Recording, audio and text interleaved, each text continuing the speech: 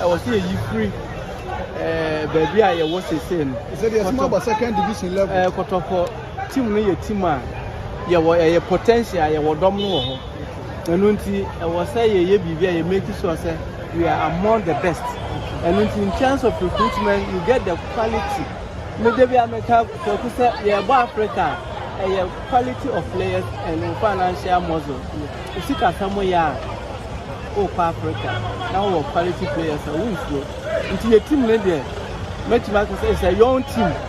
I was here pair experienced players, bad five to be back home. We are blending the year, and new more, and thinking what a chill, meaning, we should do a strategic buying.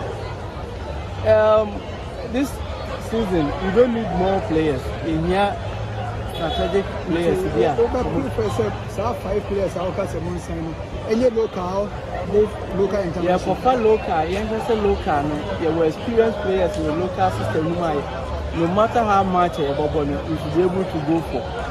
So, Kotoko first, and then quality. I have captain.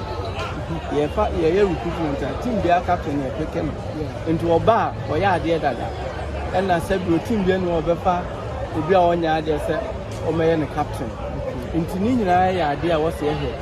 Certain positions in here, sir, argument.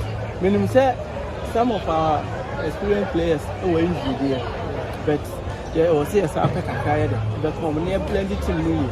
Send a bell on which my bomb wanted this season, they say. Africa there and Kaya. Nuntino, yeah, was here starting now near Blendu Muyi.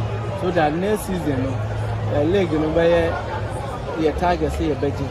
They are necessary in Africa.